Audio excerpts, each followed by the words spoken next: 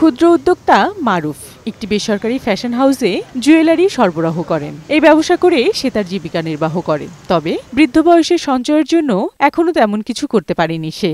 সর্বজনীন পেনশন স্কিমের কথা জানলেও তাতে তার কোনো আস্থা নেই। এই স্কিমে অর্থ বিনিয়োগ নিরাপদ হবে কিনা সে শঙ্কাও রয়েছে তার। আমি যে টাকাটা ইনভেস্ট করলাম, এই ইনভেস্টের টাকাটা আসলে আমি ঠিকভাবে পাবো কিনা, পেনশনের টাকাটা মানুষ ঠিকভাবে পায় না, একটা অবিশ্বাস চরমভাবে রয়ে গেছে মানুষের মধ্যে। আমার এটা যে ঘুষ দিয়ে তোলা লাগবে না, এটা কে বললো? যার কারণে মানুষ এটাতে যায় না।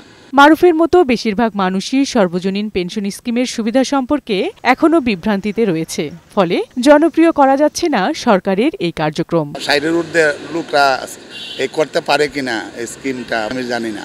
যেহেতু প্রচার ওইভাবে নাই, যার কারণে তারা এই জায়গাটা বিশ্বাস করতে পারতেছে না যে তারা হয়তো বা কিছু টাকা হলে তারা এফডিআর করতেছে বা মাসিক ডিপিএস করতেছে, কিন্তু ওইটাতে তারা বিশ্বাসী। বয়স্ক নির্ভরশীল জনগোষ্ঠীর শেষ বয়সের আর্থিক সুরক্ষায় 2023 সালের 17 আগস্ট চালু হয় সর্বজনীন পেনশন স্কিম। প্রবাস, প্রগতি, সুরক্ষা ও সমতা, এই 4টি স্কিম নিয়ে সর্বজনীন পেনশন স্কিম চালু হয়। তবে আওয়ামী লীগ সরকারের পতনের পরে এতে নিবন্ধনের সংখ্যা অনেক কমে গেছে। 5 আগস্টের পর নতুন গ্রাহক যুক্ত হওয়া এবং চাঁদা পরিশোধের পরিমাণও কমে গেছে। সর্বজনীন পেনশন কর্তৃপক্ষের তথ্য অনুসারে মধ্য জুলাই পর্যন্ত এই কার্যক্রমে নিবন্ধন করেছে 3,74,257 জন, আর জমাকৃত চাঁদার পরিমাণ 190,53,73,000 টাকা। পেনশন স্কিমের যে টাকা, এটা ডেডিকেটেড একটা অ্যাকাউন্টে যায় এবং ওখান থেকে শুধু বিনিয়োগ করা যায়। যখন সে অবসরে যাবে তার অবসরের যে পেনশনের যে টাকা সেটা দিতে পারবো।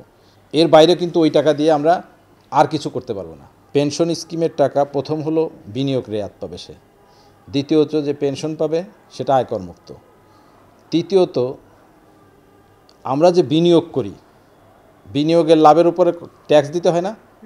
আমাদের কিন্তু পেনশন অথরিটির বিনিয়োগের উপর ট্যাক্স মুক্ত।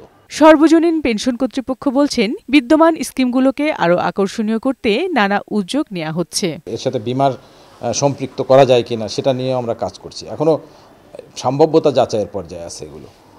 এরপরে এটাকে সম্প্রসারণের জন্য এমপিওভুক্ত টিচারদেরকে এখন তারা যে সুবিধা পায় সেই সুবিধা নতুন যারা আসতেছে তাদেরকে এর সাথে ট্যাগ করা যায় কিনা। ইতিমধ্যেই আউটসোর্সিংয়ে যারা আসছে আউটসোর্সিং নীতিমালার আওতায় তাদেরকে এই স্কিমে আনার জন্য আউটসোর্সিং নীতিমালাই সিদ্ধান্ত দেওয়া হয়েছে। এছাড়া পোশাক খাত ও প্রবাসী কর্মীদের এই কার্যক্রমে যুক্ত করতে বাড়তি গুরুত্ব দেওয়া হচ্ছে। বিউটি সমাদ্দার, বৈশাখী সংবাদ, ঢাকা।